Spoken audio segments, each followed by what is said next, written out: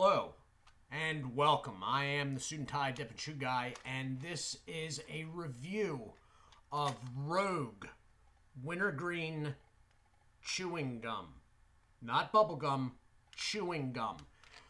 This review is directed towards those of you or anyone else outside my subscribers that are still smoking manufactured cigarettes, like pre-made cigarettes from a company that we all know.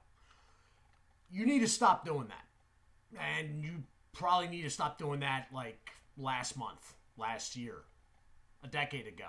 I have not smoked personally manufactured cigarettes in over a decade. But I do realize that the way the nicotine is given with those, they are very addictive, and the tendency is to start smoking more and more. It's the nature of the product. That said, and I'm not going to get into great detail right now, due to manufacturers basically needing the shelf life of the product to be indefinite, they are extremely bad for you. Okay? I cannot emphasize that enough. So, that said, there are now alternatives to the classic Nicorette. All right? Nicorette nicotine gum is a gum. It is not in the way, though, you think of chewing gum. It is a bite and release type deal. You don't actively chew it, or you're not supposed to, I don't believe. It is when you feel you need more nicotine, you bite down on it. It usually comes in 2 milligram, 4 milligram. I think that's as high as the gum gets. This also comes in 2 and 4 milligram. If you find yourself waking up in the morning and smoking a cigarette within 30 minutes, which most likely if you smoke cigarettes you are, you want to start with the 4 milligram. Am I a doctor? No, I am not. Where did I hear that? From a doctor. Okay, so this is the 4 milligram product. Unlike the Nicorette, I believe this to be actual chewing gum, like you can chew on it. We have the wintergreen variant here. All right, 4 milligrams is denoted up top right there. Everything else is pretty much self-explanatory. It is slightly heavier product-wise than a can of dipping tobacco by 2 grams. Nope, 3 grams, 3.5, sorry. It does have nicotine warning labels on it. It is seeming very glossy because there is a plastic shrink wrap going around it right now. So you have the warning labels, and then you have an extra warning label on the plastic shrimp wrap for those in California, or those outside of California. California wants you to know. So the tin is metal, and it's funny, and I'm not going to get into what it reminds me of right now, but it is a small version of something that was around decades ago.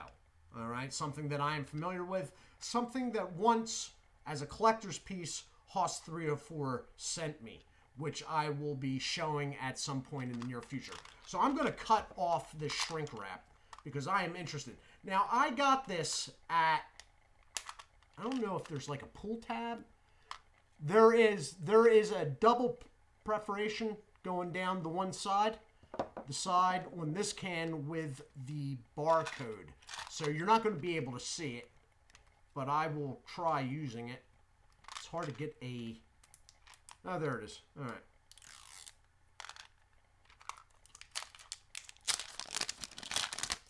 So you have a metal tin, which is extremely old-fashioned-ish. The only thing that I can think of that comes close to this, container-wise, would be some of the Altoid tins. All right. It's got a hinge at the back and a top. It's got a little lip on the front. It's pretty cool, actually. The base color is sort of a natural off-white peach-ish. It is denoted as wintergreen on the front, real small there. And those two button-looking things right here is what I am guessing the product looks like. So I'm going to pop it out. Wow, wow. They really did a nice job of the packaging on this. The packaging is very cool. I'm impressed. Whoa! There's an inset. It's got a thick lid. Wow. Okay. I have an appreciation for like old styles of packaging, and especially if they involve tin. And this covers all the boxes there, checks all the boxes. So, look, whoa, they're bigger than I thought. Okay, I thought these things were going to be super small. They are not. That's what you're looking at. So, not too much of a smell coming off the product, but it's a hard piece product, so I wasn't really expecting it to smell a lot. That's what you're looking at. Now, normally, I pop more than one of these, but since they do have nicotine in them, and I want to see what it chews down to, I'm only going to do one at first.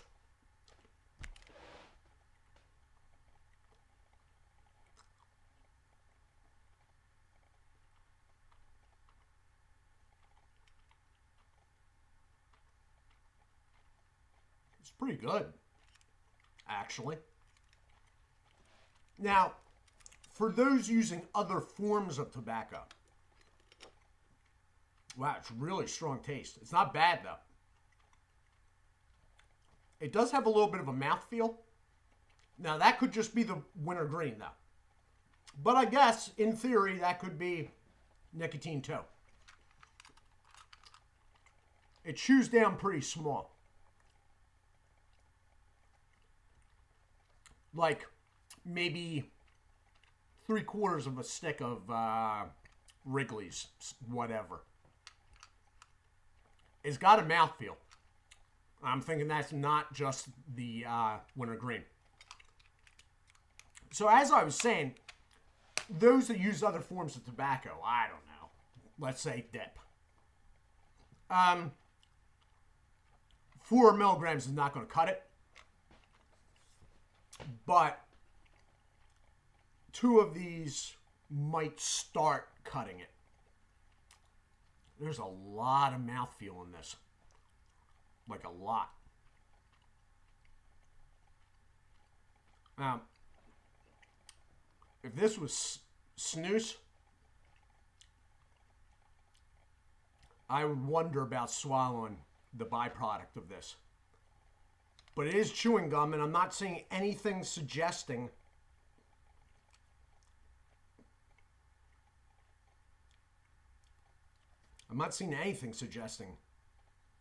that, you know, I can't imagine anybody making chewing gum that you'd have to spit.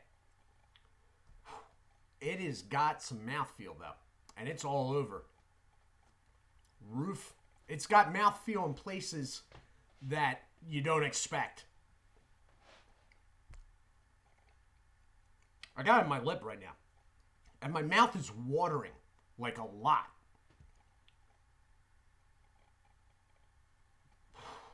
Okay. Well, it does have a Best Buy date. It has a lot number and then Best Buy 0722, so it's dated out. It is zingy in the mouth. I'm really surprised.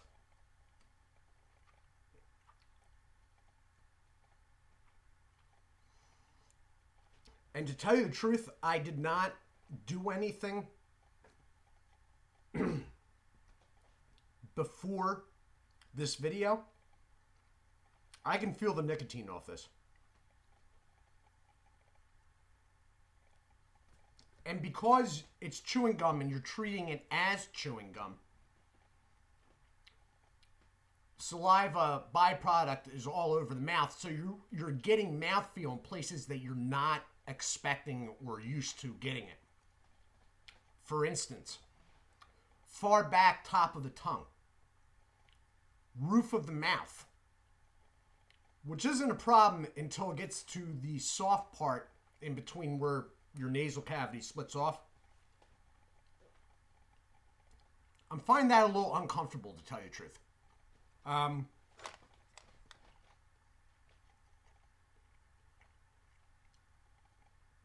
I guess I'm finding it uncomfortable. You know why? I'll tell you exactly why I'm finding it uncomfortable. Because if I felt this on the top back of my throat with what my usual products are, it would basically mean that I had just swallowed something I shouldn't have. Once I realize that, and that's not happening, I'm good. So, this, I feel like, maybe I waited longer than I thought. I feel the nicotine off this. Maybe it's hitting differently. I've had that happen before. Because obviously, if I take my full allotment of my normal product, it's way more than 4 milligrams of nicotine. But it may be stretched out over a longer space. So I would suggest for anyone, no matter what you use, I would suggest only doing one piece at first. Okay? Now, you very well, depending what you're using, may need more. But I'd start out with one, okay?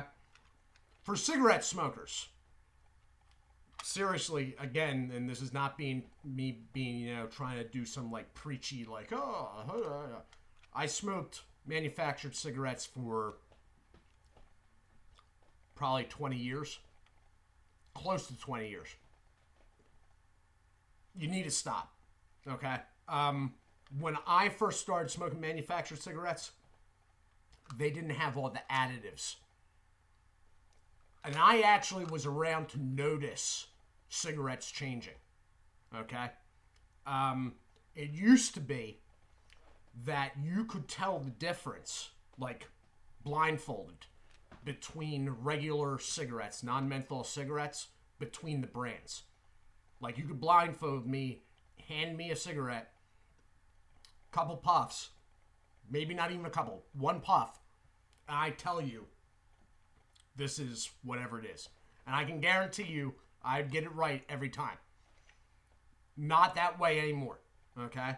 If there is any taste difference, it's being sprayed on. Guarantee you. I've looked into it. So, you really want to, I'll go into it real quickly.